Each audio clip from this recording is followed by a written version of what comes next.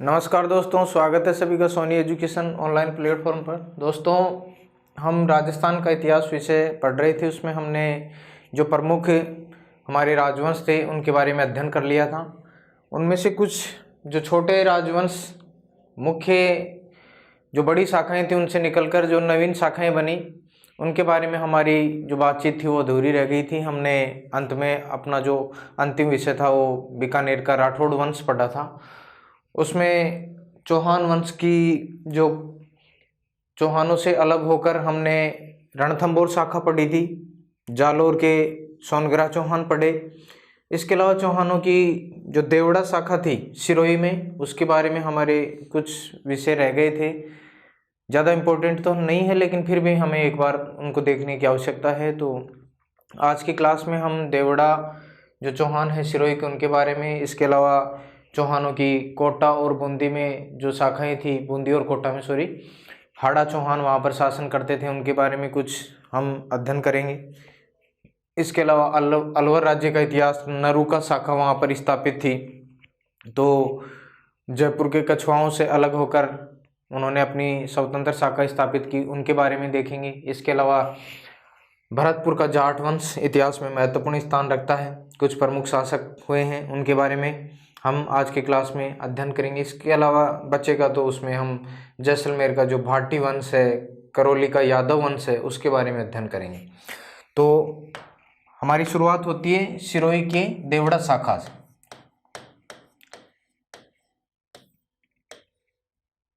सिरोही के देवड़ा चौहान, देवड़ा शाखा कह सकते हैं, सिरोही की देवड़ा शाखा।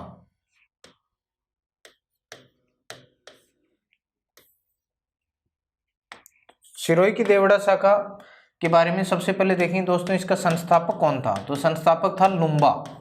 संस्थापक कौन थे? लुम्बा। इन्होंने सिरोही में देवड़ा शाखा की स्थापना की। कब की बात है? लगभग 1311 ईस्वी की बात है। लुम्बा ने आबू और चंद्रावती,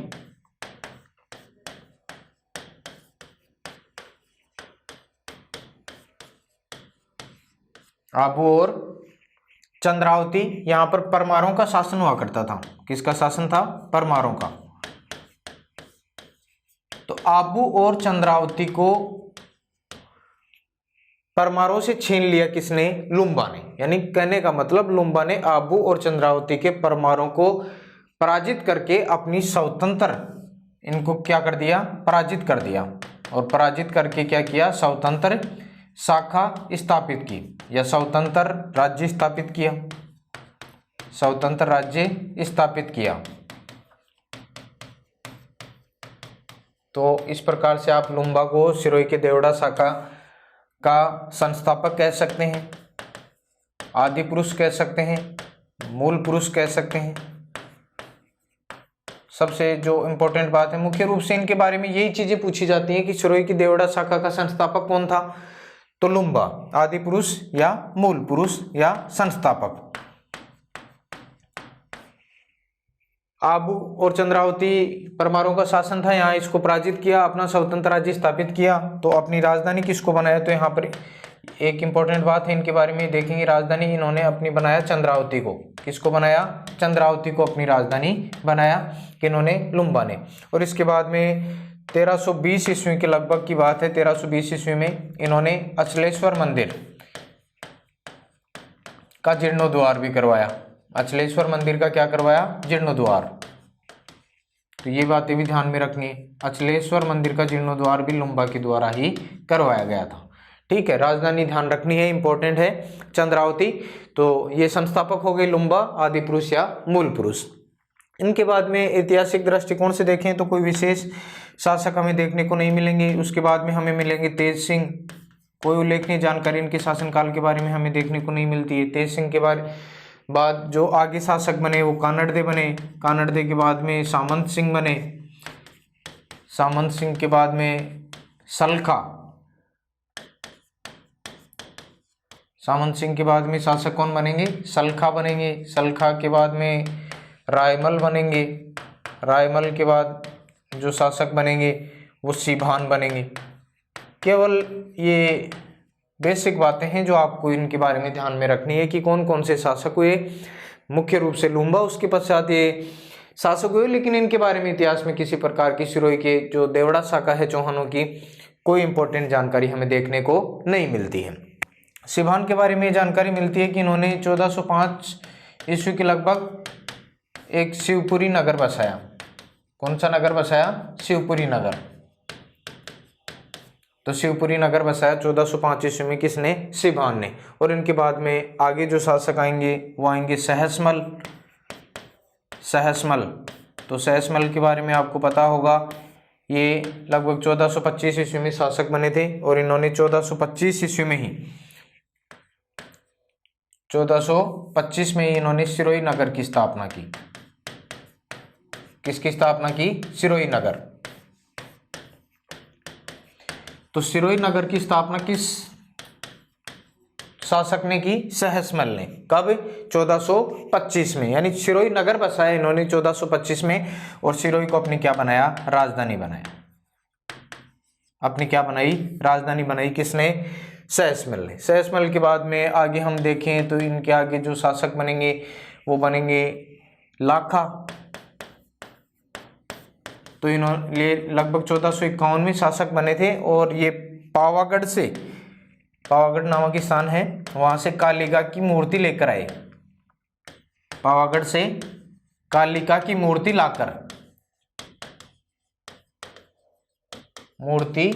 लाकर इन्होंने कहाँ स्थापित की? तो सिरोही में। सिरोही में स्थापित की। पावागढ़ से कालिका की मूर्ति लाकर इन्होंने कहाँ पर स्थापित करवाई? सिरोही में स्थापित करवाई। इनके बारे में यही जानकारी हमें इतिहास में देखने को मिलती है। 1451 ईस्वी में ये शासक बने थे। लाखा के बाद में आगे जो शासक बनेंगे वो बनेंगे जगमाल देवड़ा।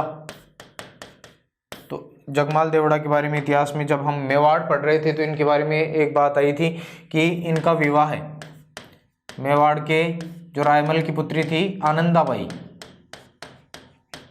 किससे हुआ था? आनंदाबाई से हुआ।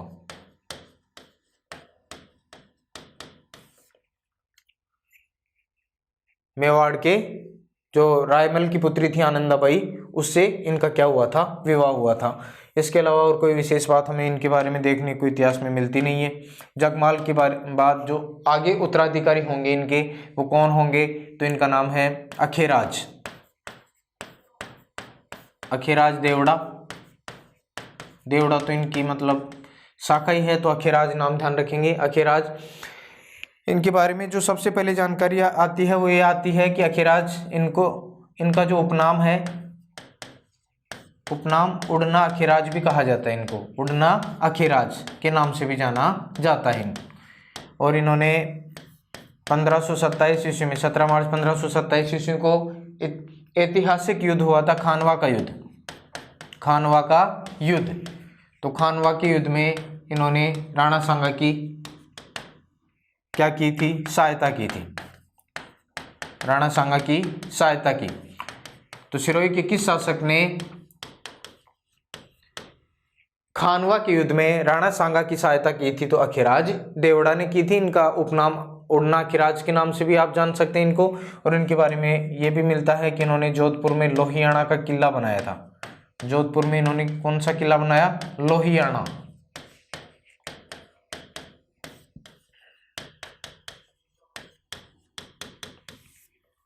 जोधपुर में लोहियाना का किला किस शासक ने बनवाया? तो अखेराज देवड़ा ने बनाया था। इसके बाद में आगे जो शासक आएंगे इनके बाद वो आएंगे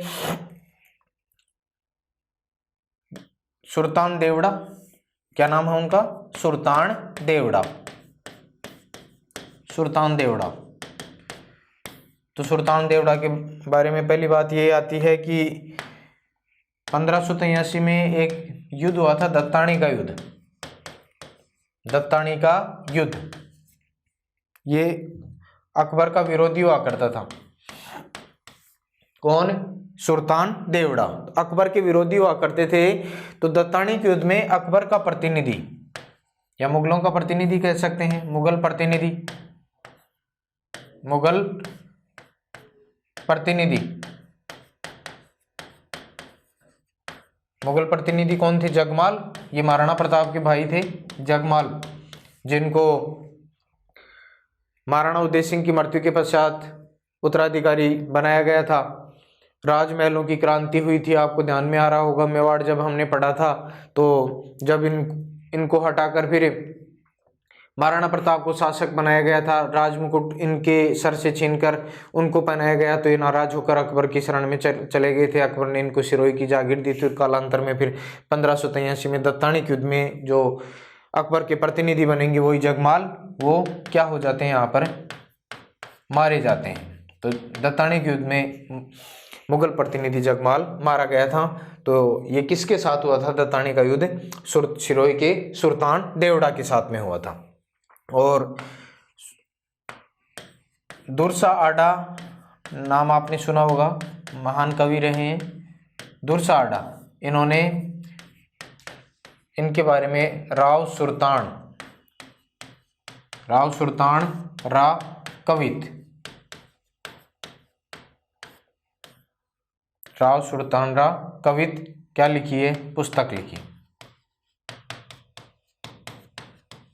ये भी ध्यान रखेंगे। दत्तानी का युद्ध सुल्तान देवड़ा के काल की बात है, जिसमें मुगल प्रतिनिधि जगमाल मारा गया था। और तुरसा आडा, इन्होंने राव सुल्तान रा कवित नामक क्या लिखी है? पुस्तक लिखी है। तो ये जानकारी है किन के बारे में? सुल्तान देवड़ा के बारे में। और कोई विशेष जानकारी हमें इतिहास में देखने को मिलती नहीं है। उसके बाद में आगे जो शासक बनेंगे वो बनेंगे शिव सिंह, जिनके बारे में हमें ऐतिहासिक रूप से इस बात की जानकारी प्राप्त होती है कि इन्होंने 1823 में ईस्ट इंडिया कंपनी के साथ में क्या कर ली थी? संधि कर ली। 1823 में ईस्ट इंडिया कंपनी के साथ में इन्होंने क्या कर ली थी? संधि कर ली थी। तो ये बात आपके जहन में रहनी चाहिए कि सिरोही रियासत या अंतिम शासक कह सकते हैं शिव सिंह, जिन्होंने मुगलों के साथ में क्या की थी? संधि की थी। ईस्ट इंडिया कंपनी के साथ में क्या की थी? संधि कर ली थी। तो राजस्थान की अंतिम रियासत जिसने ईस्ट इंडिया कंपनी के साथ में क्या की? संधि की थी।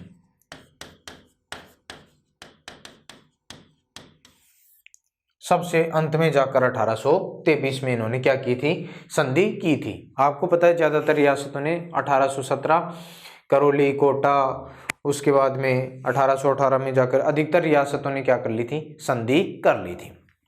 तो ये बातें भी आपको इनके बारे में ध्यान में रखनी है। ये लगभग सिरोही की देवड़ा शाखा के इन्हीं जो शासक हुए हैं उनके बारे में हमें कुछ प्रमुख जानकारियां देखने को मिलती हैं। बाकी और जो चीज़ें हम इनके बारे में कुछ जो अपना आर्ट और कल्चर विषय है उसमें इनके बारे में और जानकारियां प्राप्त हो जाएंगी, कौन कौन सी चीज़ों का निर्माण कहाँ कहाँ करवाया। तो मुख्य रूप से ऐतिहासिक दृष्टिकोण से ये बातें आपको सिरोही के देवड़ा जो शाखा है चौहानों की उसके बारे में ध्यान में रखना है। उसके बाद देवड़ा शाखा के बाद में जो बूंदी के हाड़ा चौहान, ये भी चौहान ही है। बूंदी के हाड़ा चौहान, बूंदी के हाड़ा चौहान, यहाँ भी किसकी? चौहानों की शाखा थी। यहाँ के जो चौहान थे वो क्या कहलाते थे? हाड़ा कहलाते थे। अब देखिए बूंदी, यहाँ पर किसका अधिकार था? मीणाओं का अधिकार था। मीणाओं का अधिकार था। और बूंदी बसा हुआ है बूंदा मीणा के नाम पर। ये जो बूंदी है किसके नाम पर है? बूंदा मीणा के नाम पर, क्योंकि यहाँ पर मीणाओं का क्या हुआ करता था? अधिकार हुआ करता था। तो बूंदी किसके नाम पर बसा हुआ है? बूंदा मीणा के नाम पर, क्योंकि यहाँ पर किसका अधिकार हुआ करता था? मीणाओं का ही ज्यादातर अधिकार हुआ करता था। और इसके अलावा महाराणा जो राणा कुंभा थे, कुंभा का रणकपुर अभिलेख, कुंभा का कौन सा अभिलेख है? रणकपुर अभिलेख। तो रणकपुर अभिलेख में वृंदावती नाम मिलता है इसका। बूंदी का नाम क्या मिलता है? वृंदावती। अभिलेख में क्या नाम मिलता है? वृंदावती।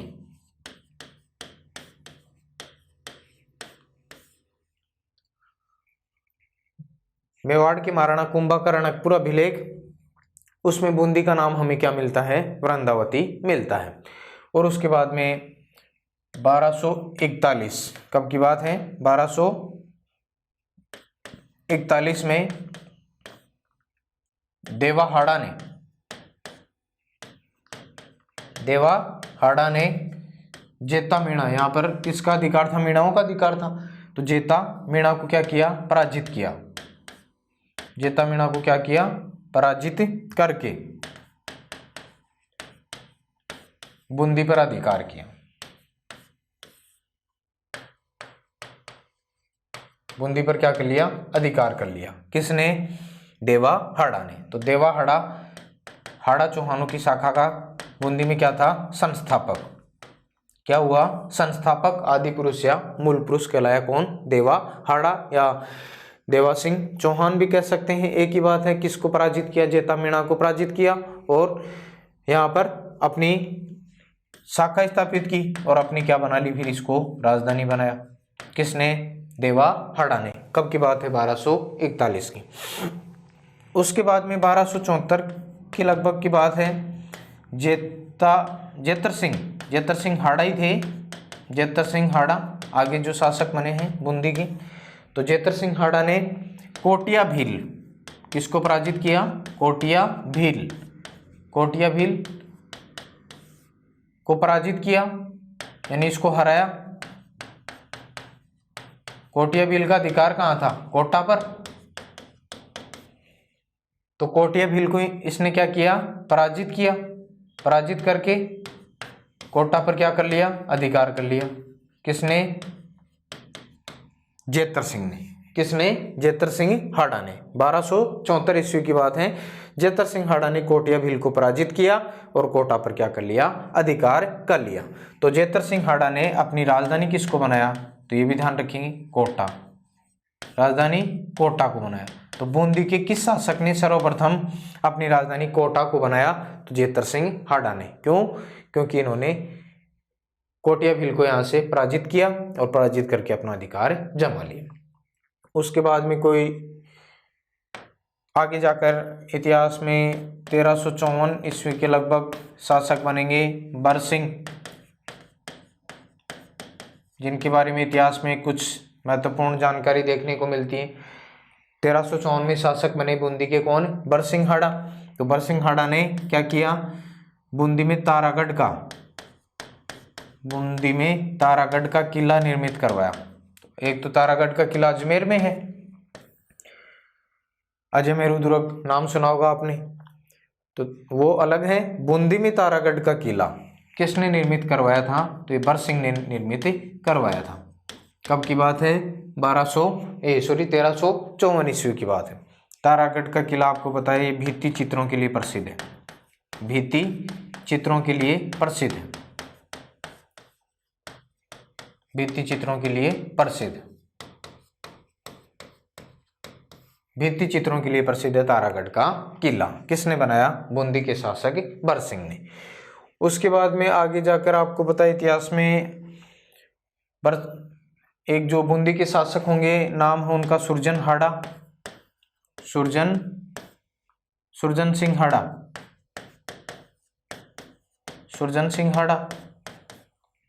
तो सुरजन सिंह हाड़ा के बारे में आपको ये बात ध्यान में रखनी होगी, इन्होंने अपनी पुत्री का विवाह है, अपनी पुत्री का नाम था तारा, अपनी पुत्री का विवाह है पृथ्वीराज सिसोदिया से किया था। मेवाड़ का जो राजकुमार था पृथ्वीराज सिसोदिया, जिसको इतिहास में उड़ना राजकुमार कहा जाता है।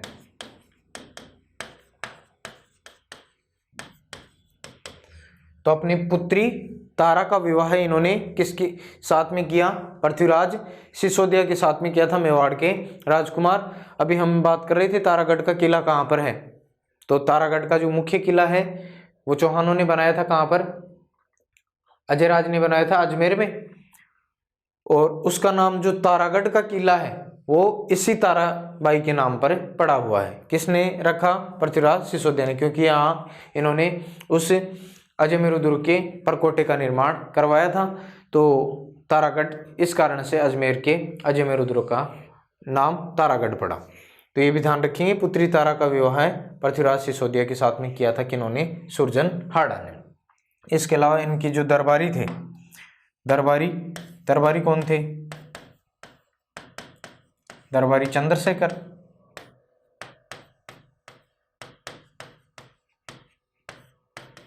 जिन्होंने रचनाएं लिखी हमीर हट और सृजन चरित्र। तो ये भी ध्यान रखेंगे किसके दरबारी थे? सुरजन सिंह हाड़ा के दरबारी थे। कौन? कवि चंद्रशेखर, जिनकी रचनाएं कौन सी हैं? हमीर हट और इसके अलावा सृजन चरित्र। और 1531 में इनकी क्या हो गई थी? मृत्यु हो गई थी। आगे जाकर इतिहास में आपको और शासक देखने को मिलेंगे कालांतर में। बुद्ध सिंह कौन शासक बने? बुद्ध सिंह। तो बुद्ध सिंह के बारे में बात ध्यान रखेंगे। इन्होंने एक पुस्तक लिखी नेहतरंग। कौन सी पुस्तक लिखी? नेहतरंग पुस्तक लिखी। किन्होंने? बुद्ध सिंह जी ने। और इसके अलावा बुद्ध सिंह का जो विवाह है, इनका विवाह किसके साथ में हुआ था? तो विवाह है आमेर के शासक थे। कौन? स्वाई जय सिंह और उनकी बहन थी अमर कुंवर कह सकते हैं के साथ।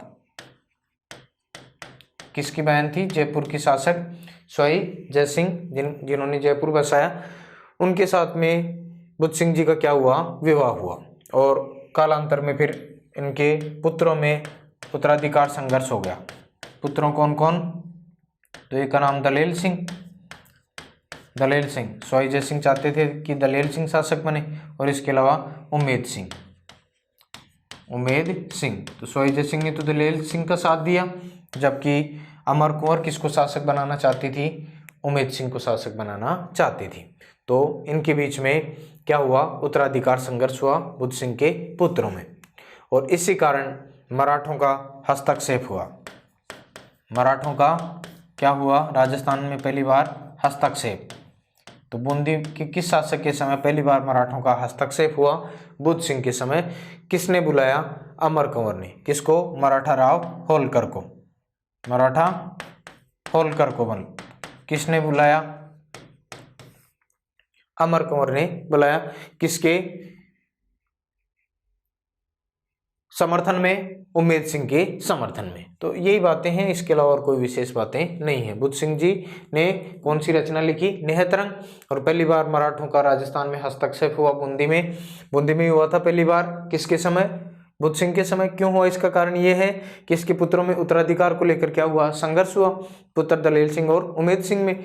और बुद्ध सिंह का विवाह था वो जयपुर के जो स्वाई जय सिंह थे उनकी बहन थी अमर कंवर, उसके साथ में हुआ था।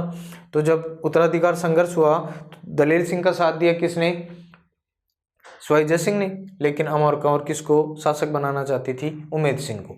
तो इस कारण इन्होंने मराठों को बुलावा दिया, कहने का मतलब आमंत्रित किया, और पहली बार मराठों का हस्तक्षेप हुआ बुद्ध सिंह के समय। उसके बाद में बुद्ध सिंह के बाद आगे जो शासक बनेंगे वो बनेंगे Vishnu Singh.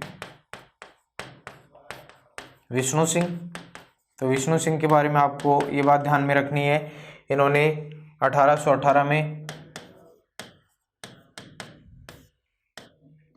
East India company के साथ में क्या कर ली थी? संधि कर ली थी, या अंग्रेजों के साथ में क्या कर ली? संधि कर ली थी। किसने? विष्णु सिंह ने। बूंदी के शासक विष्णु सिंह ने। मराठों के डर से अंत में काफ़ी परेशान करने लग गए थे मराठे।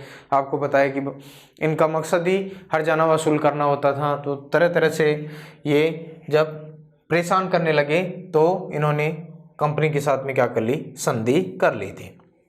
और इसके बाद में एक शासक और ध्यान रखेंगे भाई, राम सिंह। बूंदी के शासक राम सिंह। तो राम सिंह के बारे में आपको ये ध्यान रखना है कि इनके दरबारी थे सूर्यमल मिश्रण। दरबारी कौन थे?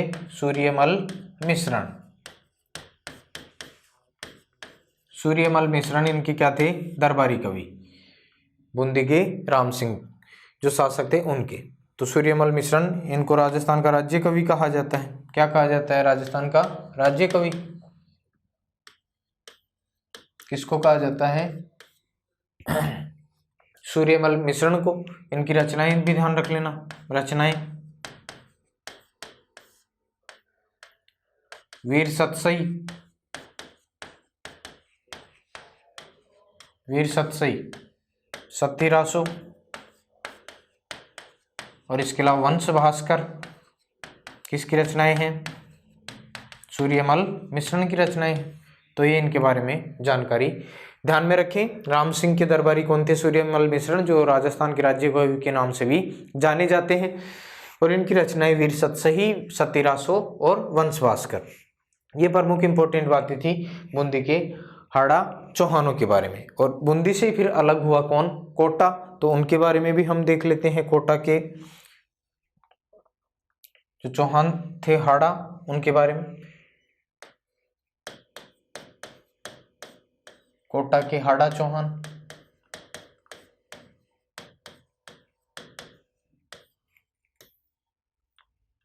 कोटा के हाड़ा चौहान, ये बात 1631 की बात है। 1631 में राव राजा रतन सिंह के पुत्र माधो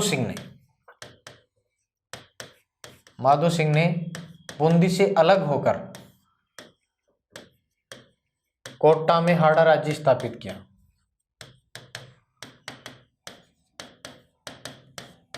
हाड़ा राज्य की क्या की? स्थापना।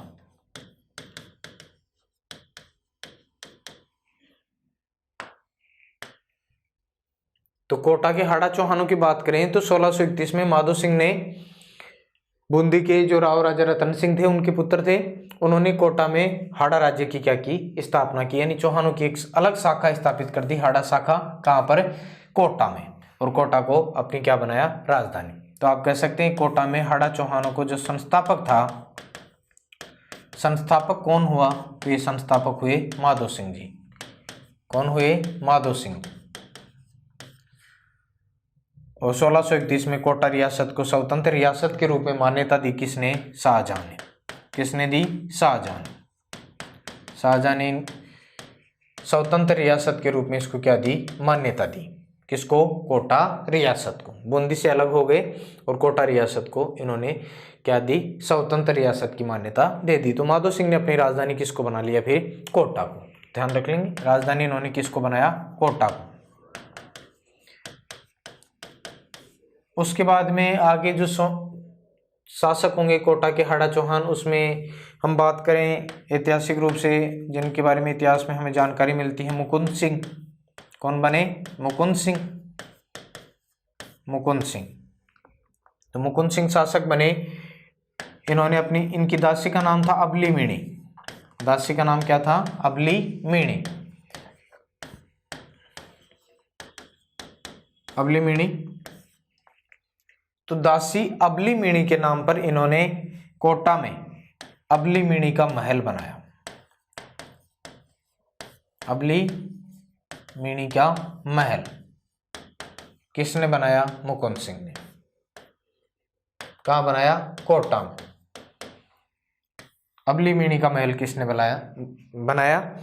मुकुंद सिंह ने अपनी दासी अबली मीणी के नाम पर। तो आपको पता है अबली मीणी का जो महल है कोटा में बनाया मुकुंद सिंह ने, इसको हाड़ौती का ताजमहल कहते हैं। हाड़ौती का ताजमहल। हाड़ौती का ताजमहल, या कह सकते हैं राजस्थान का दूसरा ताजमहल। राजस्थान का दूसरा ताजमहल। पहला जसवंतथड़ा है जोधपुर में, जो सरदार सिंह जी ने अपने पिता जसवंत सिंह द्वितीय की याद में बनाया था। 1899 से 1906 के मध्य बनाया गया था वो। तो वो राजस्थान का ताजमहल कहलाता है।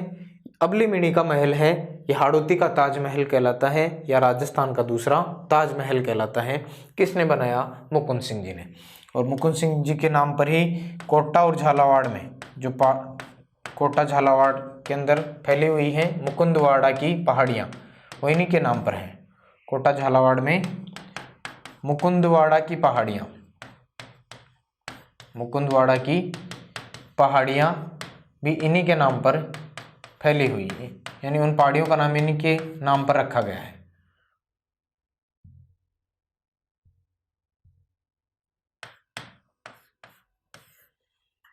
और मुकुंद सिंह जी मुगल उत्तराधिकार संघर्ष हुआ था?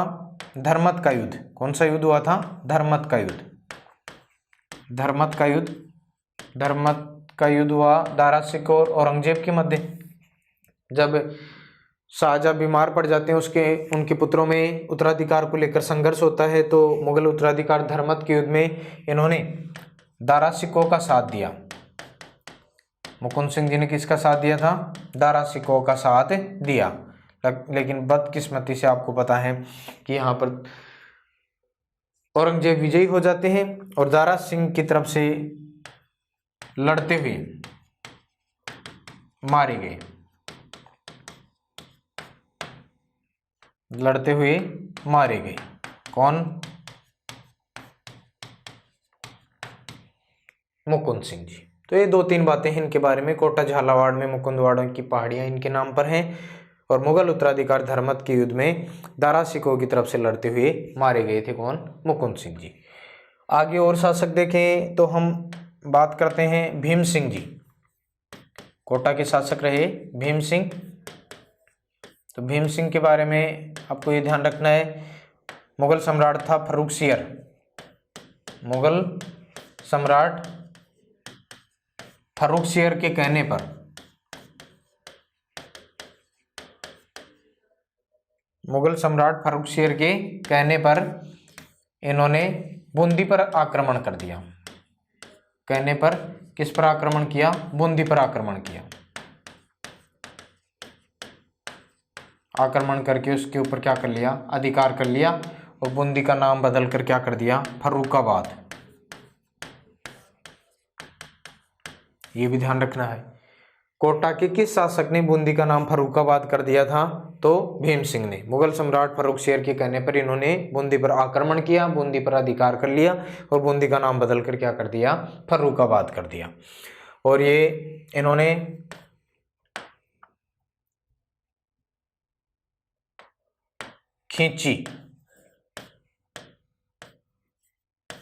खींची जो चौहानों की एक शाखा है,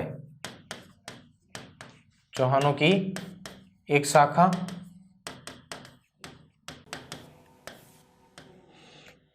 खींचियों से गागरोन दुर्ग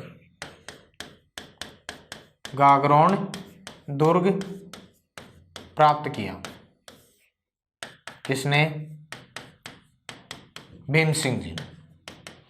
यानी खींचियों का शासन हुआ करता था गागरोन में, चौहानों की एक शाखा थी खींची, तो इन्होंने आक्रमण किया और गागरोन दुर्ग प्राप्त कर लिया। किन्होंने? भीम सिंह जी ने। और श्री कृष्ण के परम भक्त थे भीम सिंह जी। क्या थे? श्री कृष्ण के भक्त। श्री कृष्ण के परम भक्त थे। तो श्री कृष्ण के परम भक्त होने के कारण इन्होंने कोटा का नाम नंदग्राम कर दिया था। कोटा का नाम क्या कर दिया? नंदग्राम।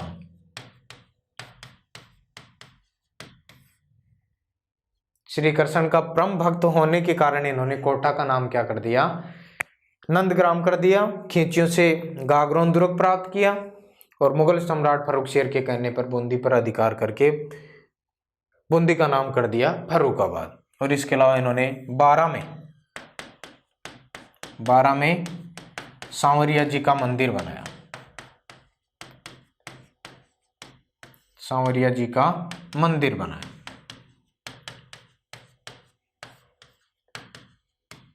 तो 12 में सांवरिया जी का मंदिर भी बनाया किन्होंने? भीम सिंह जी। और उसके बाद में आगे जाकर शासक होंगे उम्मेद सिंह। कौन होंगे? उम्मेद सिंह। उम्मेद सिंह। और इन्होंने फिर आपको पता है अंग्रेजों के साथ में क्या कर ली थी? संधि कर ली थी। अंग्रेजों के साथ क्या की? संधि 1817।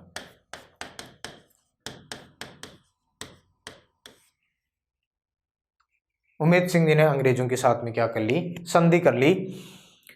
और उम्मेद सिंह जी ने ये संधि की, तो इस संधि की जो शर्तें थी, संधि की शर्तें, तो शर्तें यही थी कि उम्मेद सिंह और उसके वंशज आजीवन शासक बने रहेंगे। ये संधि की पहली शर्त थी। दूसरी शर्त थी कि इनका जो दीवान था, दीवान थे जालिम सिंह झाला। जालिम सिंह झाला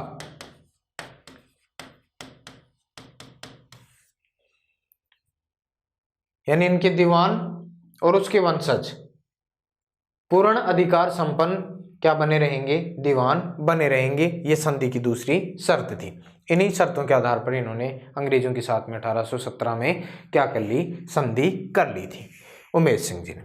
तो ये थी आपकी हड़ा चौहानों की शाखा, कहाँ पर, कोटा में। और फिर ये झालिम सिंह झाला जो उमेश सिंह जी के दीवान हुआ करते थे, इन्हीं से फिर एक अलग शाखा और बनी, झालावाड़। कौन सी शाखा, झालावाड़। झालावाड़ के झाला चौहान,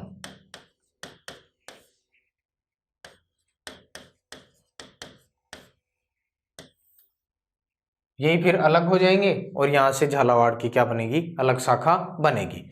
ये बात है 1837 ईस्वी की। इनके बारे में भी ये पृष्ठभूमि आप ध्यान रख लेंगे कि झालिम सिंह झाला जो कोटा के दीवान हुआ करते थे, इनके पुत्र थे मदन सिंह। कौन थे, मदन सिंह। मदन सिंह ने 1837 में कोटा से अलग होकर एक अलग झाला राज्य की स्थापना की और उसका नाम क्या पड़ा, झालावाड़। ठीक है, तो मदन सिंह जी ने कोटा रियासत की स्थापना की थी। अंग्रेजों ने इसको मान्यता दी कब, 1838 में। तो कह सकते हैं राजस्थान की अंतिम रियासत कौन सी थी, झालावाड़। किसने स्थापित की, मदन सिंह ने। कब, 1837 में। अंग्रेजों द्वारा इसको कब मान्यता मिली, 1838 में। अंग्रेजों द्वारा स्थापित, अंग्रेजों द्वारा मान्यता और के रूप में अंतिम रियासत कौन सी रही, झालावाड़ रही, जहाँ पर किसका शासन रहा, झाला चौहानों का शासन रहा। और झालावाड़ की जो राजधानी है वो, इसकी राजधानी किसको बनाया गया, झालरापाटन। राजधानी झालरापाटन। झालरापाटन आपको पता है घंटियों का शहर कहलाता है, घंटियों का शहर। झालरापाटन किसका शहर के नाम से जाना जाता है, घंटियों का शहर कहलाता है। और ये चंद्रभागा नदी के किनारे है। कौन सी नदी, चंद्रभागा नदी के किनारे बसा हुआ है। तो ये बातें भी आपको बेसिकली इनके बारे में ध्यान में रखनी है, झाला चौहानों के। कालांतर में फिर राणा राजेंद्र सिंह ने झालावाड़ के जितने भी जो मंदिर थे उनको हरिजनों के लिए खुलवा भी दिया था। तो ये बातें भी इनके बारे में ध्यान में रखनी है। कोई विशेष इंपॉर्टेंट बातें हैं नहीं इनके बारे में, केवल जो बेसिक जानकारी थी इनसे संबंधित वो मैंने आपको बताई है। एक बार मोटे तौर पर आप इनको देखेंगे तो ये बातें आपके जहन में आसानी से याद होंगी। उसके बाद में अगर हम बात करें तो हम पढ़ रहे थे, हमने चौहान पढ़े, तो चौहानों की कुछ शाखाएं रह गई थी वो मैंने आपको बताई हैं। उसके बाद में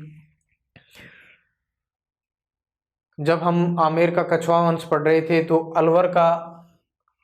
अलवर राज्य का इतिहास हमारे बीच में नहीं आया था। अलवर राज्य का इतिहास ये भी देख लेते हैं। अलवर राज्य का इतिहास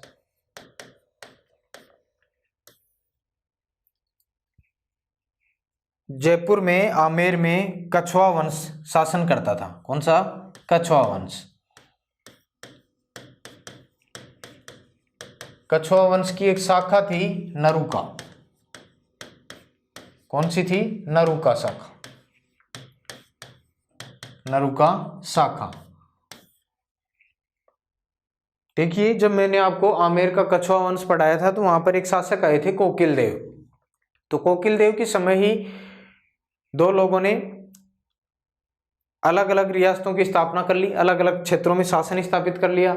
एक नरू था जिसने नरूका शाखा स्थापित की और एक था शेखा जिसने शेखावाटी में अपनी शाखा स्थापित की।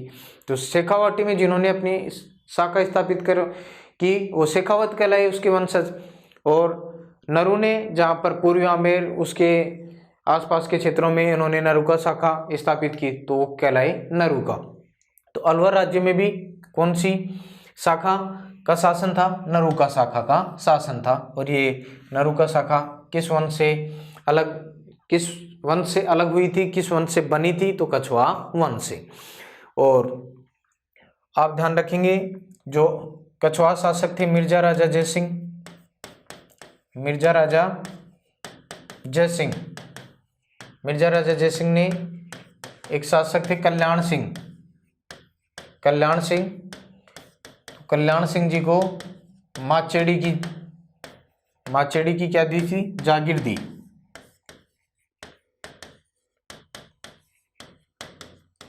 माचेड़ी की जागीर दे दी मिर्जा राजा जयसिंह ने, किसको, कल्याण सिंह जी को। ठीक है, ये नरूका शाखा से संबंधित थे कौन, कल्याण सिंह जी। तो माचेड़ी की जागीर इनको प्राप्त हो गई। उसके बाद में लगभग बात है 1700 का नाम आ गया, 1774 में प्रताप सिंह बादशाह थे, शाह आलम, उन्होंने प्रताप सिंह को स्वतंत्र रियासत के रूप में अलवर राज्य का शासन प्रदान कर दिया। बादशाह शाह आलम ने किसको, प्रताप सिंह को। कब की बात है, 1774 ईस्वी की बात है। और प्रताप सिंह जी ने उस समय, कहने का मतलब बादशाह शाह आलम ने प्रताप सिंह जी को अलवर राज्य का शासन दे दिया, लेकिन अलवर पर शासन करते थे कौन, भरतपुर। तो इन्होंने, प्रताप सिंह जी ने भरतपुर के कब्जे से अलवर को मुक्त करवाया। भरतपुर के कब्जे से क्या करवाया,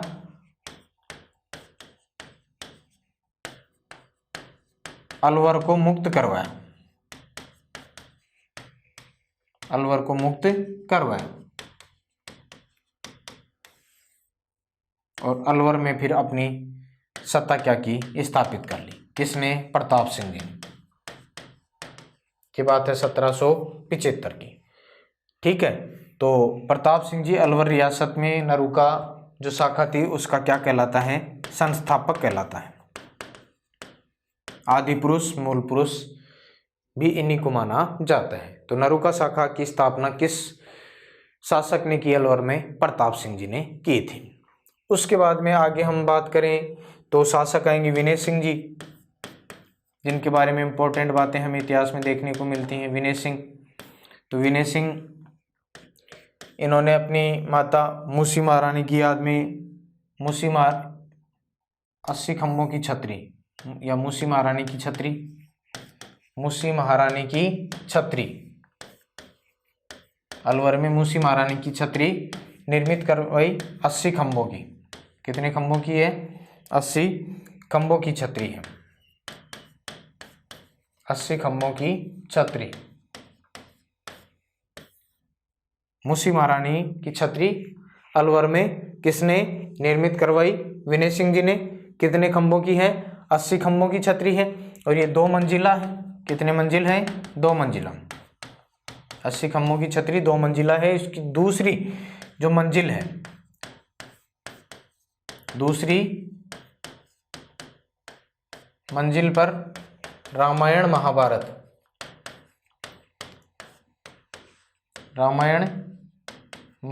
के चित्र,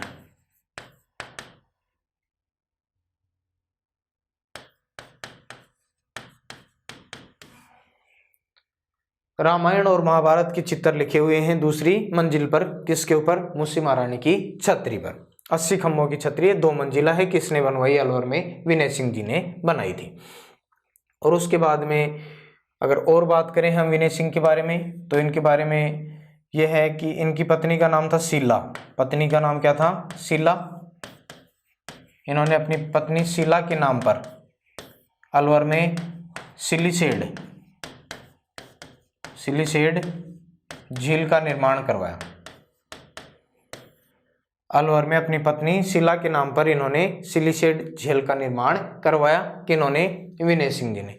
इसको राजस्थान का नंदन कानन कहते हैं। राजस्थान का क्या कहते हैं, नंदन कानन। किस झील को राजस्थान का नंदन कानन कहा जाता है, तो सिलीसेड झील को कहा जाता है। किसने बनाई थी, विनय सिंह जी ने बनाई थी। और इसी सिलीसेड झील के पास में इन्होंने सिलीसेड महल का निर्माण भी करवाया था। ये भी बात ध्यान में रखनी है विनय सिंह जी के बारे में।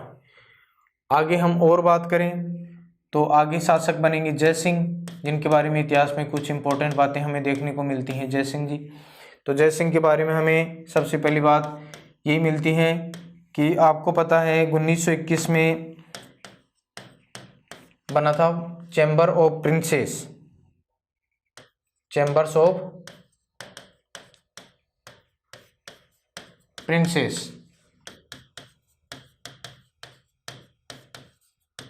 चैम्बर ऑफ प्रिंसेस 1921 में इसकी स्थापना हुई थी। महाराजा गंगा सिंह जी इसके प्रथम चांसलर भी बने थे। तो 1921 में जो चैम्बर्स ऑफ प्रिंसेस बना था, इसका नाम फिर नरेंद्र मंडल, नरेंद्र मंडल, जो अलवर के राजा थे जय सिंह जी, उनके कहने पर ही इसका नाम क्या किया गया था, नरेंद्र मंडल किया गया था। तो ये बात भी आपको ध्यान में रखनी है। चैम्बर्स ऑफ प्रिंसेस का नाम नरेंद्र मंडल किसके कहने पर किया गया था, अलवर के राजा जय सिंह के कहने पर किया गया था। और जय सिंह जी ने प्रथम गोलमेज सम्मेलन में भाग लिया था 1930 में। जो प्रथम गोलमेज सम्मेलन हुआ था, तो इसमें अलवर के किस शासक ने भाग लिया, तो जय सिंह जी ने, इन्होंने क्या किया था, भाग लिया था। और हिंदी भाषा को अलवर की राष्ट्रभाषा, हिंदी को अलवर की कौन सी भाषा, राष्ट्रभाषा घोषित किया। तो किस शासक ने हिंदी भाषा को अलवर की राष्ट्रभाषा घोषित किया, जय सिंह जी ने ही घोषित किया था। और इन्होंने Duke of Edinburgh, Duke of Edinburgh के अलवर आगमन पर इन्होंने सरिस्का पैलेस का निर्माण करवाया। सरिस्का पैलेस का क्या करवाया, निर्माण। ड्यूक ऑफ एडिनबर्ग के अलवर आगमन पर इन्होंने सरिस्का पैलेस का निर्माण करवाया। कहाँ पर, अलवर में। किन्होंने, जय सिंह जी ने। इनकी शासनकाल की और बातें देखें तो इन्होंने 1903 ईस्वी में, इंपॉर्टेंट बात है, 1903 में इन्होंने अलवर में बाल विवाह और अनमेल विवाह, बाल विवाह और इसके अलावा अनमेल विवाह, इसके ऊपर क्या लगाई, रोक लगाई। इसके ऊपर रोक लगा दी किसने, जय सिंह जी ने। अलवर में बाल विवाह अनमेल विवाह पर रोक किस शासक ने लगाई, 1903 ईस्वी में, तो जय सिंह जी ने। और 1933 में तिजारा में दंगे भड़क गए थे, सांप्रदायिक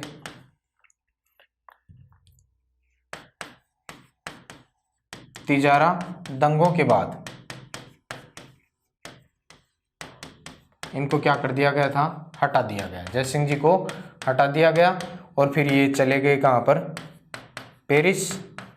और पेरिस में फिर इनकी क्या हो गई थी, मृत्यु हो गई थी। ये बातें हैं जय सिंह जी के बारे में जो आपको ध्यान में रखनी है कि चैम्बर ऑफ प्रिंसेस का नामकरण नरेंद्र मंडल जय सिंह जी के कहने पर किया गया। प्रथम गोलमेज सम्मेलन में भाग लिया। हिंदी को अलवर की राष्ट्रभाषा घोषित कर दी इन्होंने। ड्यूक ऑफ एडिनबर्ग के अलवर आगमन पर इन्होंने सरिस्का पैलेस का निर्माण करवाया। 1903 में बाल विवाह अनमेल विवाह पर रोक लगा दी अलवर में।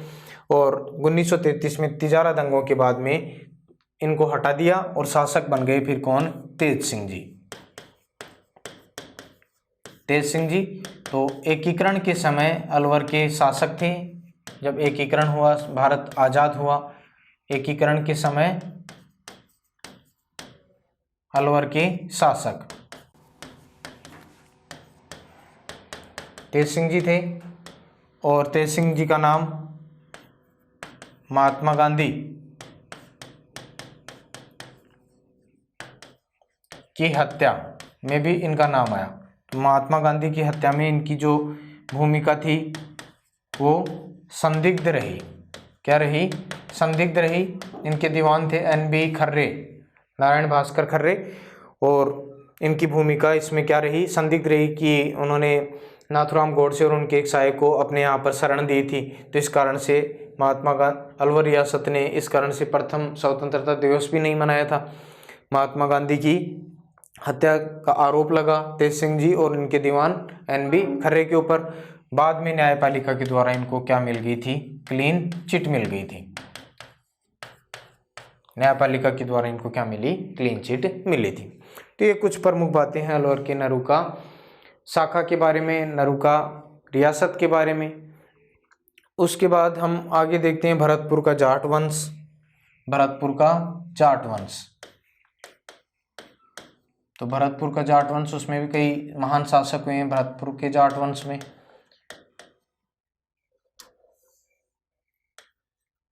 नाम दिख रहा है भरतपुर, तो दशरथ के पुत्र भरत के नाम पर अपने आप ये इसका नाम भरतपुर पड़ा। और आधुनिक भरतपुर की स्थापना महाराजा सूरजमल के द्वारा मानी जाती है कि इन्होंने आधुनिक भरतपुर का निर्माता भी उन्हीं को माना जाता है। उन्होंने भरतपुर का किला बनाया था, तो वहीं से एक प्रमुख रियासत, आधुनिक रियासत के रूप में जाना गया भरतपुर। तो भरतपुर के जाट वंश के बारे में सबसे पहले हम देखते हैं कुछ प्रारंभिक बातें कि देखिए, एक शासक के बारे में जानकारी मिलती है गोकुला। गोकुला, तो ये मथुरा के आसपास एक गांव है तिलपत गांव। तिलपत गांव कहाँ पड़ता है? मथुरा। इसका जमींदार था, क्या था? जमींदार। कौन? गोकुला। और लगभग 1667 ईस्वी के आसपास मथुरा के 1667 ईस्वी में लगभग मथुरा के आसपास यहाँ के जाटों के विद्रोह को, यहाँ की जाटों ने विद्रोह कर दिया था औरंगजेब के विरोध में। तो 1667 ईस्वी में मथुरा के आसपास के जाटों ने क्या कर दिया? विद्रोह कर दिया था। तो इस विद्रोह का दमन किसने करना चाहा? औरंगजेब ने। विद्रोह को दबाने का प्रयत्न किया किसने? औरंगजेब ने। और अपने एक फौजदार यानी मुगल फौजदार के रूप में भेजा किसको? आसपास के जो भी इलाके थे मथुरा के, उनके विद्रोह का दमन करने के लिए, जाटों के विद्रोह का दमन करने के लिए औरंगजेब ने हसन अली खां को भेजा। और हसन अली खां और गोकुला के मध्य तिलपत का युद्ध हुआ और इसने गोकुला को क्या कर लिया? बंदी बना लिया। क्या कर लिया? बंदी बना लिया। किसने? हसन अली खान ने किसको? गोकुला को बंदी बना लिया। और बंदी बनाकर फिर इसके ऊपर इस्लाम स्वीकार करने का दबाव डाला गया। क्या आपको कौन सा धर्म स्वीकार करना होगा? इस्लाम धर्म। इस्लाम स्वीकार करने का क्या डाला गया? दबाव। लेकिन ये कहाँ मानने वाले थे? इन्होंने मना कर दिया कि मैं इस्लाम स्वीकार नहीं करूँगा। इनके ऊपर इस्लाम स्वीकार करने का दबाव डाला गया। नहीं माने तो फिर इनके शरीर के एक एक अंग को काटकर आगरा कोतवाली के सामने फिकवा दिया। किसने? औरंगजेब ने। ये भी बात ध्यान में रखेंगे, ठीक है। कौन थे? गोकुला तिलपत गांव मथुरा के जमींदार थे। आसपास के जाटों ने 1667 ईस्वी के लगभग विद्रोह कर दिया, तो औरंगजेब ने इनके विद्रोह को दबाने का प्रयत्न किया। अपने फौजदार मुगल सेनापति हसन अली खां को भेजा। इन्होंने गोकुला को बंदी बना लिया और इनके ऊपर इस्लाम स्वीकार करने का दबाव डाला गया। लेकिन जब इन्होंने इस्लाम स्वीकार नहीं किया तो इनके शरीर के एक एक अंग को काटकर आगरा कोतवाली के सामने फिकवा दिया। किन्होंने? औरंगजेब ने। गोकुला के बाद में आगे शासक आएंगे भज्जा। जाट शक्ति का उदय करने का श्रेय दिया जाता है भज्जा को। इनकी 7 पुत्र थे और उनमें सबसे बड़ा पुत्र था कौन? राजाराम। ये शासक बनेंगे, जाटों का नेता बना। सिनसिनी का जमींदार था ये। सिनसिनी का क्या था? जमींदार। और इन्होंने फिर मुगल शासन के विरुद्ध 1687 ईस्वी में 1685 से 1688 इनका शासन रहेगा।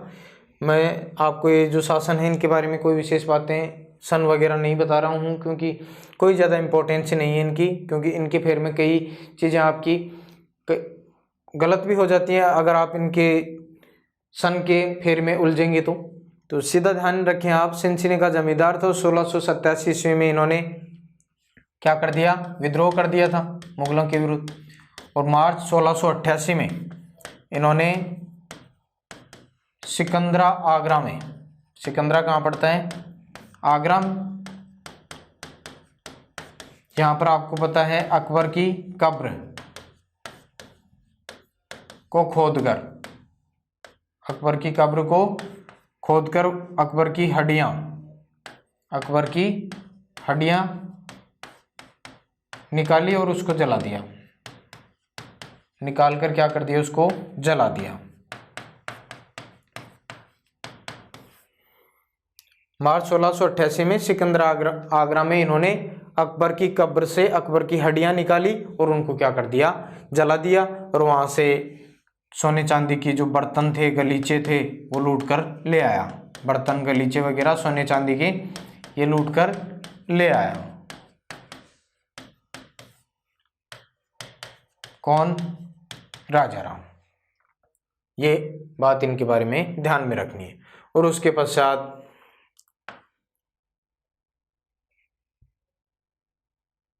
बिशन सिंह और एक और था, औरंगजेब का पुत्र था, नाम था उनका बिदर बख्श। क्या नाम था? बिदर बख्श। बिशन सिंह और बिदर बख्श, इन्होंने राजा राम को क्या कर दिया, मार दिया। इन दोनों ने क्या कर दिया, राजा राम को मार दिया। आपको पता है भारतवर्ष का महान सम्राट रहा अकबर, और उसकी कब्र के साथ में इस प्रकार का बुरा व्यवहार किया राजा राम को, तो मुगलों को गुस्सा आया।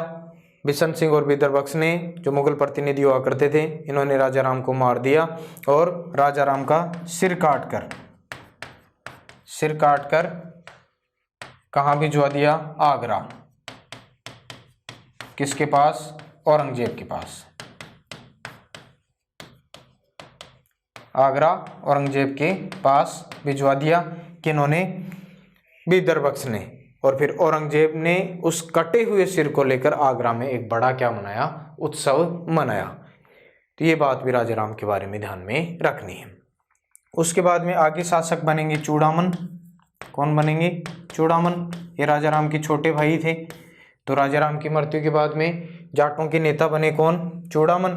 तो चूड़ामन शासक बनते हैं 1688 ईस्वी के बाद में।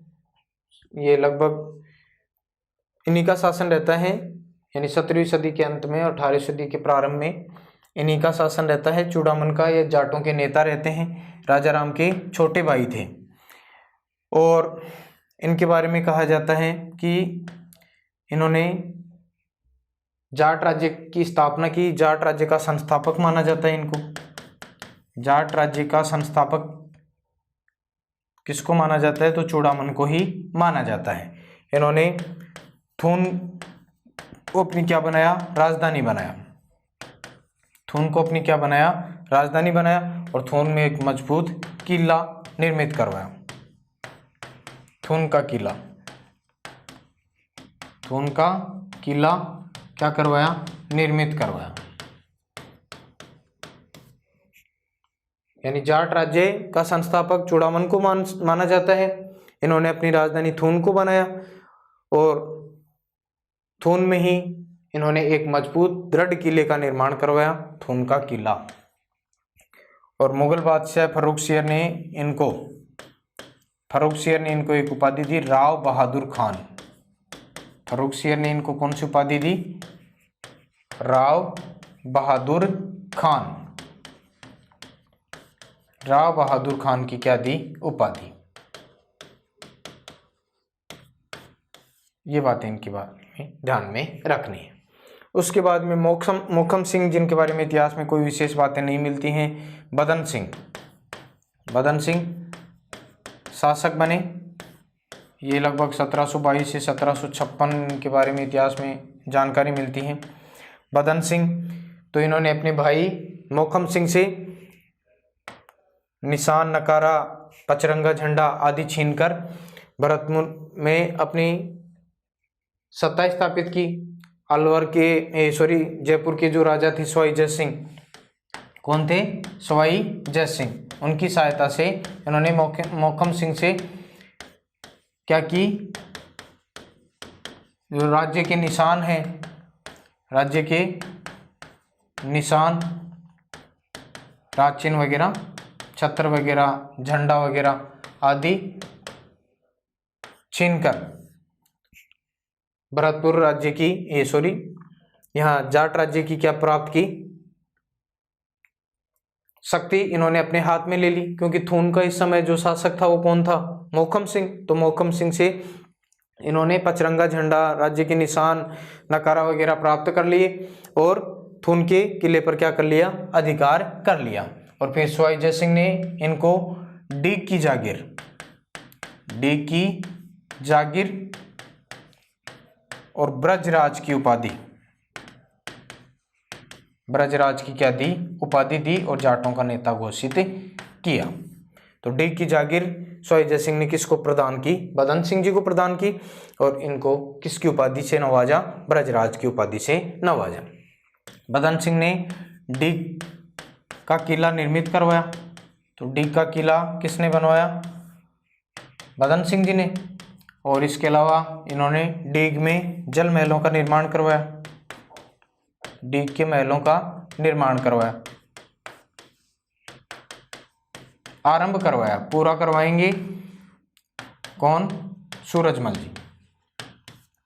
तो डीग के महलों का निर्माण भी किसने करवाया, बदन सिंह जी ने। जाट राज्य का वास्तविक संस्थापक माना जाता है किनको, बदन सिंह जी को। जाट राज्य का वास्तविक संस्थापक किसको माना जाता है, तो ये बदन सिंह जी को ही माना जाता है। ये बातें हैं, इनके बारे में कोई विशेष जानकारी और हमें देखने को मिलती नहीं। डीग का किला निर्मित करवाया, डीग के महलों का निर्माण शुरू करवाया, इस कारण इनको भरतपुर राज्य का जाट जो शासन है उसका वास्तविक संस्थापक माना जाता है। बदन सिंह जी के बाद में महाराजा सूरजमल 56 से 63 तक ये शासक रहेंगे। महाराजा सूरजमल 1756 से लेकर 1763 तक इनका शासन रहेगा। तो इन्होंने भरतपुर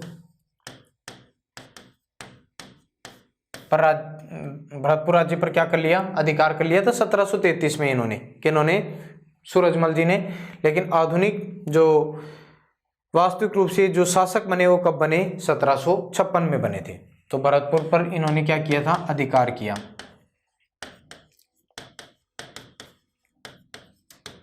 इन्होंने भरतपुर का एक किला निर्मित करवाया, लोहागढ़ का किला के नाम से जाना जाता है, निर्मित करवाया। और इसके अलावा भरतपुर को अपनी क्या बनाई, राजधानी। तो भरतपुर पर अधिकार किया, भरतपुर का किला निर्मित करवाया, भरतपुर को अपनी राजधानी बनाई, किसने, सूरजमल जी ने। अपनी राजनीतिक सूझबूझ और स्पष्ट दृष्टि के कारण इनको जाटों का प्लेटो या जाट जाति का अफलातून की संज्ञा दी जाती है महाराजा सूरजमल को। उसके बाद में महाराजा सूरजमल की और बातें करें तो इन्होंने 1754 में इन्होंने दिल्ली पर आक्रमण किया।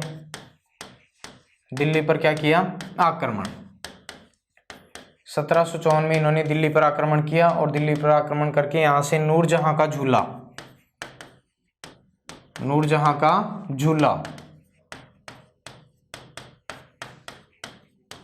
उठाकर डीग के महलों में स्थापित करवाया। डीग के महलों में क्या करवाया, स्थापित। यानी 1754 में इन्होंने दिल्ली पर आक्रमण किया तो यहाँ से नूरजहां का झूला इन्होंने प्राप्त किया, उसको उठाकर इन्होंने कहाँ पर, डीग के महलों में उसको लगा दिया और इन्होंने डीग के महलों का निर्माण पूरा करवाया। ये बात भी ध्यान रखनी है, डीग के महलों का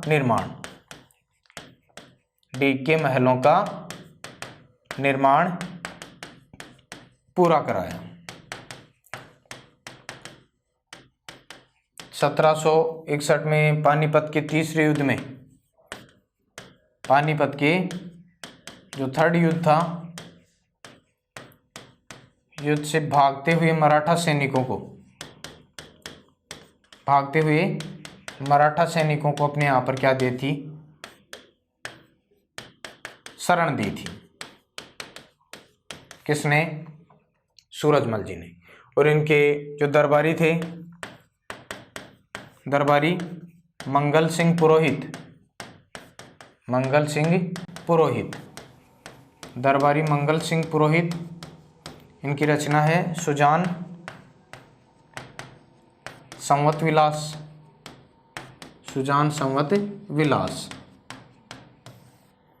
दरबारी मंगल सिंह पुरोहित जिनकी रचना सुजान संवत विलास। और इन्होंने भरतपुर राज्य में एक नवीन प्रशासनिक व्यवस्था स्थापित की, नवीन प्रशासनिक व्यवस्था भी इन्होंने बनाई, जिसमें पद का आधार योग्यता, पद का आधार क्या रखा, योग्यता, यानी योग्यता के आधार पर ही क्या मिलेगा, पद मिलेगा। ऐसी एक नवीन प्रशासनिक व्यवस्था क्या की, विकसित की महाराजा सूरजमल ने भरतपुर राज्य में। और यहाँ जो भरतपुर राज्य में जो दीवान होता था उसको मुख्तियार कहा जाता था, दीवान को क्या कहा जाता था, मुख्तियार। ये बात भी ध्यान में रखनी है। और इसके अलावा सूरजमल जी एक बड़े आर्थिक विशेषज्ञ क्या थे, आर्थिक विशेषज्ञ थे। सूरजमल जी बड़े आर्थिक विशेषज्ञ थे। इन्होंने अपने राज्य की आर्थिक स्थिति सुधारने का बड़ा प्रयत्न किया। और जब 1763 में इनकी मृत्यु हुई तो उस समय भरतपुर राज्य की जो आय थी वो 175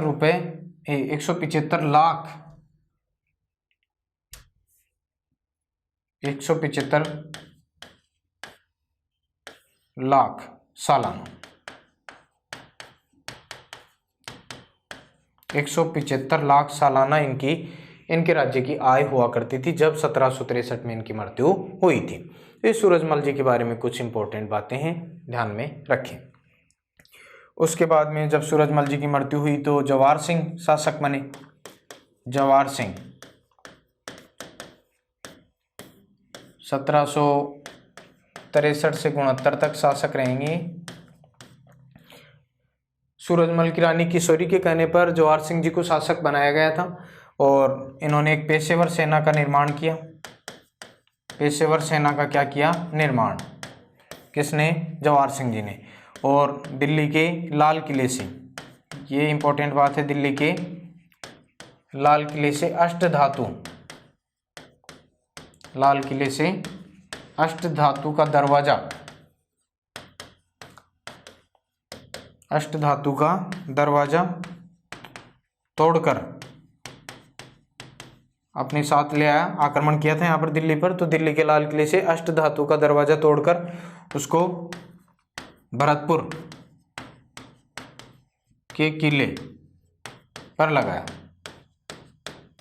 तो भरतपुर के किले का मुख्य प्रवेश द्वार बना दिया किसको, जो दिल्ली के लाल किले पर अष्टधातु का जो दरवाजा है उसको। अकबर, आपको पता है जब मेवाड़ पढ़ रहे थे तो वहाँ पर आया था अकबर, जब तीसरा साका हुआ था चित्तौड़ का, तो वहाँ से ये चित्तौड़ दुर्ग का अष्टधातु का दरवाजा तोड़कर अपने साथ में ले गया था और उसको फिर कालांतर में शाहजहां ने कहाँ पर लगाया था, शाहजहां ने लगा दिया था दिल्ली के लाल किले पर। तो वहाँ से इसको फिर जवाहर सिंह जी अष्टधातु के दरवाजे को लेकर आ गए और भरतपुर के किले पर लगाया। अपनी इस विजय के उपलक्ष्य में भरतपुर के किले में जवाहर बुर्ज का निर्माण करवाया। कौन सी बुर्ज का निर्माण करवाया, जवाहर बुर्ज का निर्माण करवाया,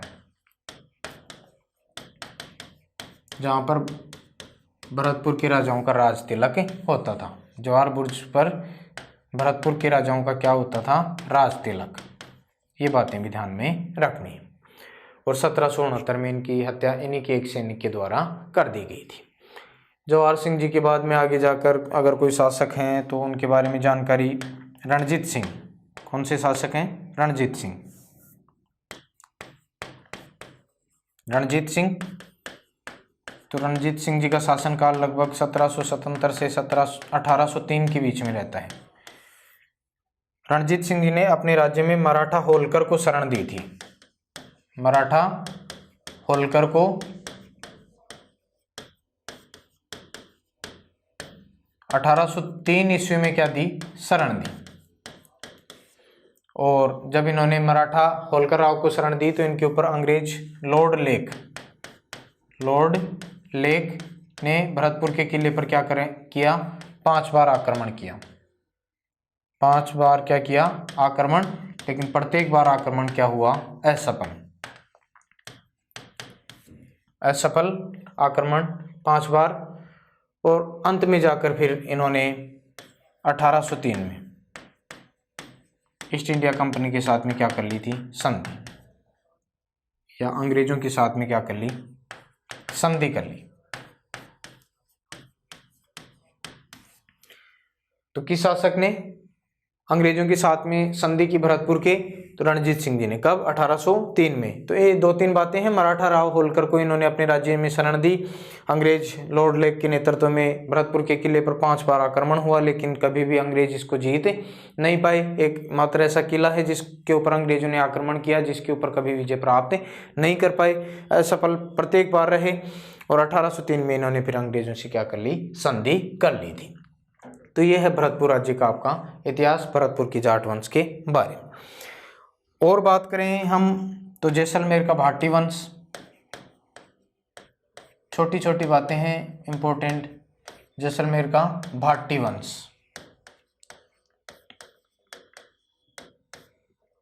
जैसलमेर का भाटी वंश। तो जैसलमेर का जो भाटी वंश है, ये अपने आप को श्री कृष्ण के वंशज मानते हैं, कृष्ण के वंशज मानते हैं, चंद्रवंशी। क्या मानते हैं अपने आप को, चंद्रवंशी मानते हैं कि हम भगवान श्री कृष्ण के क्या हैं, वंशज हैं, जैसलमेर के भाटी। और जैसलमेर की जो भाटी हैं, जैसलमेर की जो भाटी, वो अपने आप को यदुवंशी भी मानते हैं, क्योंकि इनका जो जैसलमेर का जो राज चिन्ह है, राज चिन्ह, उसमें लिखा हुआ है छत्राला यादवपति। जैसलमेर के राज चिन्ह में क्या लिखा हुआ है, छत्राला यादवपति। तो इस कारण भाटी अपने आप को यदुवंशी, श्री कृष्ण के वंशज मानते हैं। और मुख्य रूप से ये जो शाखा है वो भाटियों की चंद्रवंशी शाखा कहलाती है। जैसलमेर के भाटी वंश के बारे में देखें तो सबसे पहले यहाँ जो शासक होंगे वो कौन होंगे, भट्टी। भट्टी, इन्होंने भटनेर की स्थापना की और भटनेर का किला निर्मित करवाया। भटनेर की स्थापना की, भटनेर का किला निर्मित करवाया, भटनेर को अपनी क्या बनाई, राजधानी बनाई। तो इसी कारण भटनेर या भट्टी को उत्तरी भड़ किवाड़ के नाम से जाना जाता है। तो किस शासक की एक उपाधि भी मान सकते हैं भट्टी की, उत्तरी भड़ किवाड़। भटनेर को उत्तरी भड़ किवाड़ के नाम से जाना गया, उत्तरी सीमा का प्रहरी के नाम से जाना गया। यही बात है, 285 ईस्वी के लगभग की बात है। भटनेर की स्थापना की, भटनेर को अपनी राजधानी बनाया, भटनेर का किला निर्मित करवाया। इस कारण इसको उत्तरी भट किवाड़ के नाम से जाना जाता है। तो भाटियों का, भाटी वंश का संस्थापक, भाटी वंश का संस्थापक आदि पुरुष या मूल पुरुष के नाम से जाने जाते हैं भट्टी। भट्टी के बाद में आगे अगर इतिहास में हम देखें तो मंगल राव शासक बने। मंगल राव के बारे में यही है कि इन्होंने अपनी राजधानी किसको बनाया, तनोट को राजधानी बनाया। तनोट को अपनी क्या बनाया, राजधानी। तो किस शासक ने तनोट को अपनी राजधानी बनाया, भाटियों में मंगल राव ने। इसके बाद में आगे अगर और शासक देखें तो देवराज, इन्होंने लोद्रवा पर आक्रमण करके, यहाँ पंवारों का शासन था, पंवारों को क्या किया, पराजित किया। लोद्रवा पर आक्रमण करके पंवारों को पराजित कर दिया और लोद्रवा को अपनी क्या बनाया, राजधानी। लोद्रवा को अपनी राजधानी बना ली किस शासक ने, देवराज ने। लोद्रवा के बारे में आपको पता है, इतिहास में एक राजकुमारी थी मूमल, राजकुमारी मूमल। और अमरकोट का एक युवराज था राजकुमार महेंद्र, उसके बारे में आपने सुना होगा, मूमल महेंद्र की प्रेम कहानी, मूमल महेंद्र की प्रेम कहानी। अमरकोट का राजकुमार मूमल रात के समय घोड़े ऊंट पर बैठकर आता था, मिलकर जाता था राजकुमारी मूमल से। इतिहास में कई बातें हैं इनके बारे में, केवल इतना ही ध्यान रखें, राजकुमारी मूमल और युवराज या राजकुमार महेंद्र की प्रेम कहानी आधारित है कौन से क्षेत्र से? लोद्रवा, क्योंकि इसी की राजकुमारी हुआ करती थी मूमल। देवराज के बाद में आगे जो शासक आते हैं जिनके बारे में इतिहास में जानकारी मिलती है वो मिलते हैं जेसल। जेसल, तो जेसल के बारे में इतिहास में जानकारी मिलती है कि इन्होंने 12 जुलाई 1155 को जैसलमेर की स्थापना की। जैसल ने क्या बसाया भाई? जैसलमेर बसाया, यानी इन्होंने जैसलमेर की स्थापना की 12 जुलाई 1155 को, और जैसलमेर को अपनी क्या बनाई? राजधानी। तो जैसलमेर नगर की स्थापना किसने की थी? जैसल ने की थी। उसके बाद में आगे जाकर इतिहास में और शासक देखें तो मूलराज प्रथम। मूलराज प्रथम के समय अलाउद्दीन का क्या हुआ? आक्रमण। अलाउद्दीन का आक्रमण हुआ। अलाउद्दीन का आक्रमण हुआ और आक्रमण में मूलराज प्रथम मारा गया। तो जैसलमेर का पहला साका, जैसलमेर का क्या हुआ? पहला साका। किसके समय? मूलराज प्रथम के समय। अलाउद्दीन का आक्रमण हुआ, उसमें मूलराज प्रथम अलाउद्दीन की सेना से लड़ता हुआ वीर गति को प्राप्त हुआ। जैसलमेर का पहला साका हुआ। मूलराज प्रथम के बाद में आगे जो शासक आएंगे वो आएंगे दुर्जनशाल। तो दुर्जनशाल के बारे में है कि 1352 ईस्वी के आसपास फिरोज शाह तुगलक जो दिल्ली के शासक थे, उनका जैसलमेर पर क्या हुआ? आक्रमण। तो जैसलमेर पर जब आक्रमण हुआ तो इसमें ये लड़ते हुए मारे गए, और ये जैसलमेर का क्या हुआ? दूसरा साका। दूसरा क्या हुआ? साका। किनके समय? दुर्जनशाल के समय। उसके बाद में और बातें हम करें आगे के शासकों के, तो लूणकरण। तो लूणकरण के समय 1550 ईस्वी के आसपास कंधार का शासक था अमीर अली। इन्होंने क्या किया? आक्रमण किया। कंधार के अमीर अली का क्या हुआ? आक्रमण हुआ 1550 ईस्वी में। और इस आक्रमण में 1550 के कंधार के अमीर अली के आक्रमण में यहाँ पर केसरिया हुआ, लेकिन जौहर नहीं हुआ। केसरिया हुआ, यानी राव लूणकरण के नेतृत्व में यहाँ पर लड़ते हुए कई सैनिक शहीद हुए, कई वीर शहीद हुए, लेकिन यहाँ पर जौहर का प्रमाण नहीं है। तो इस कारण ये क्या हुआ? अर्धसाका। क्या हुआ? अर्धसाका। तो 2.5 साके कहाँ पर हुए भाई? जैसलमेर में।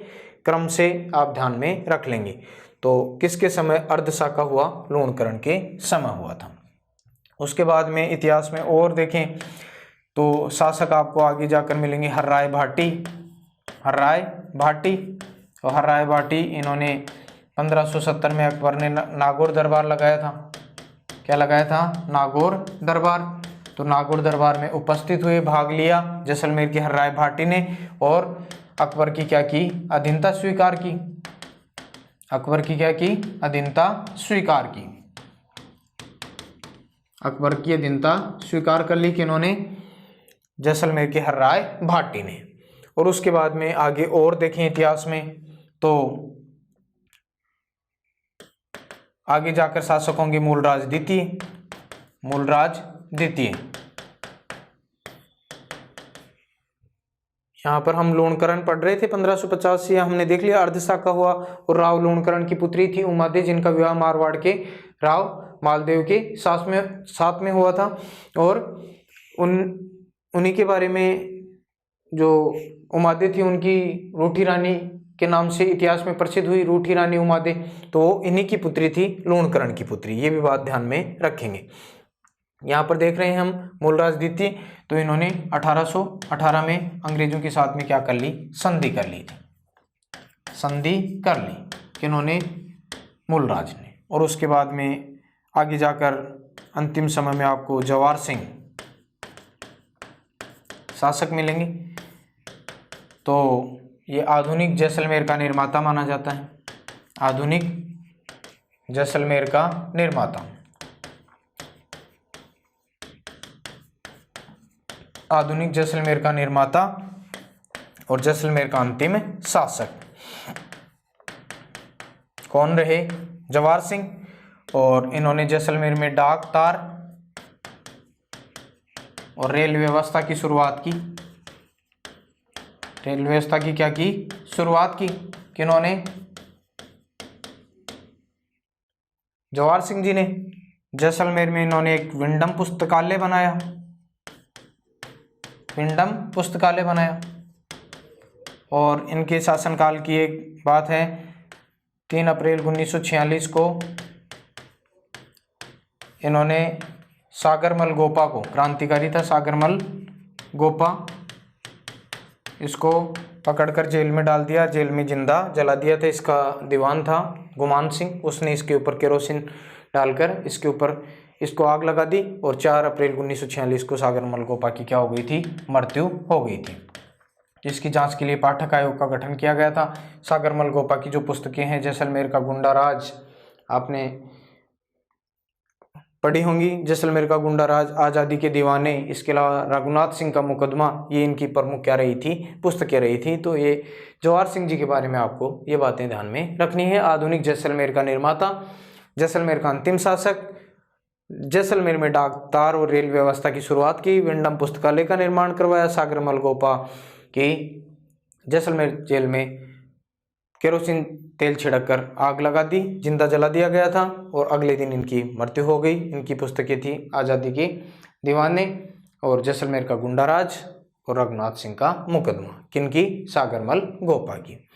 और उस यादवों की ये शाखा जैसलमेर का भाटी वंश आप कह सकते हैं, ये हमने पढ़ा। यादवों की एक शाखा और रह गई है भाई, करौली का यादव वंश। करौली का यादव वंश, तो ये भी आप देख लें, करौली का यादव वंश यादवों की एक शाखा थी।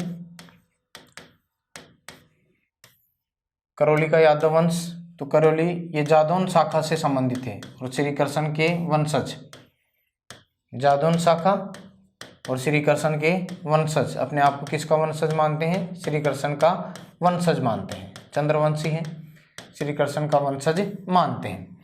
और संस्थापक था कौन? विजयपाल।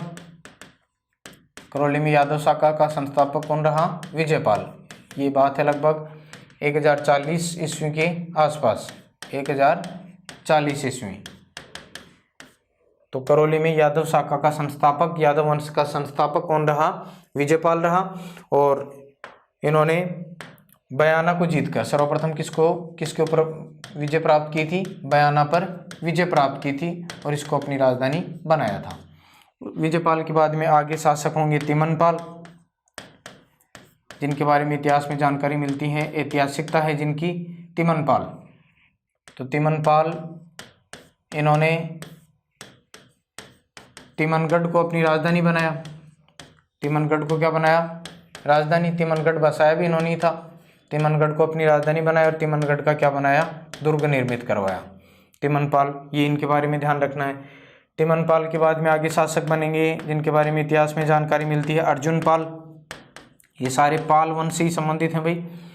पाल वंश तो वैसे बंगाल में शासन किया करता था, लेकिन आप पाल ही पाल देखेंगे तो आपके दिमाग में करौली का यादव वंश आएगा। तो अपने राजस्थान में अगर पाल बात करें तो करौली का यादव वंश।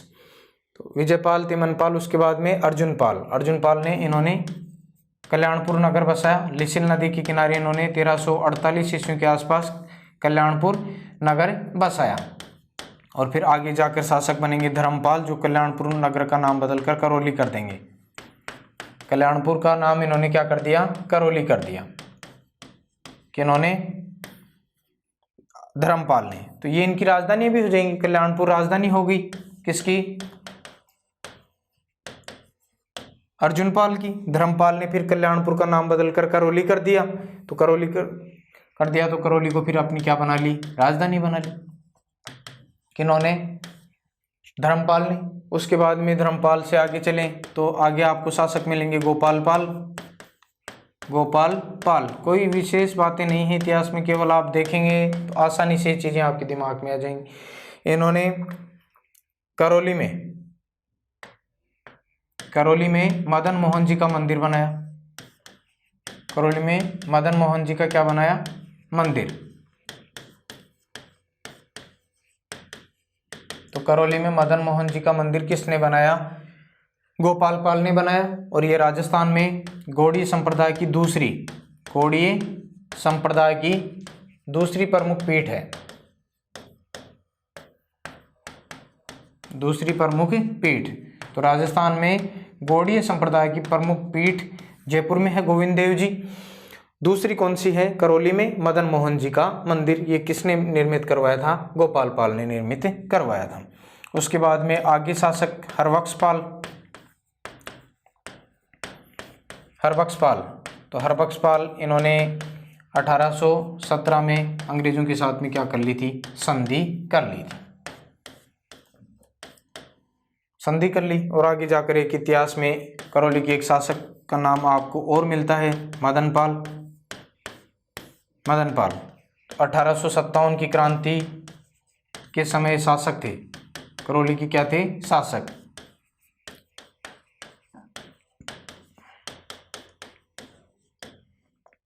अठारह की क्रांति के समय क्या थे? करौली के शासक थे। और 1857 की क्रांति में मदनपाल जी ने अंग्रेजों का क्या दिया? साथ दिया। अंग्रेजों का साथ दिया। जब हम राजस्थान में 1857 की क्रांति पढ़ेंगे तो इनके बारे में जानकारी आएगी। तो जब कोटा के शासक राम सिंह द्वितीय को कैद कर लिया गया था, तो मदनपाल जी ने ही विद्रोहियों की कैद से मुक्त करवाया था। तो अंग्रेजों ने इनको GCI की उपाधि और 17 तोपों की सलामी क्या दी? 17 तोपों की सलामी दी थी। उधर उनकी तोपों की सलामी कम कर दी गई थी और इनकी तोपों की सलामी क्या कर दी गई थी? बढ़ा दी गई थी। तो 1857 की क्रांति के समय करौली का शासक कौन था? मदनपाल। अंग्रेजों का भरपूर साथ दिया। अंग्रेजों ने इनको GCI की उपाधि दी और 17 तोपों की सलामी से विभूषित किया था। और मदनपाल के समय ही पहली बार स्वामी दयानंद सरस्वती, स्वामी दयानंद सरस्वती मदनपाल के निमंत्रण पर ही सर्वप्रथम कहाँ आए थे? करौली आए। ये भी ध्यान रखेंगे। स्वामी दयानंद सरस्वती करौली के शासक मदनपाल के निमंत्रण पर सबसे पहले कहाँ आए थे? करौली आए थे। तो ये था आपका करौली के यादव वंश का इतिहास। कोई विशेष बातें नहीं हैं, ऊपरी और मोटे तौर पर ये बातें आपको ध्यान में रखनी होंगी। तो हमारी क्लास थोड़ी लंबी हुई है दोस्तों। कुछ जो छोटे छोटे राजवंश थे उनके बारे में हमने इस क्लास में अध्ययन करने का प्रयत्न किया है। तो आज के विषय को हम यहीं पर समाप्त करते हैं। मिलते हैं अगली क्लास में। धन्यवाद।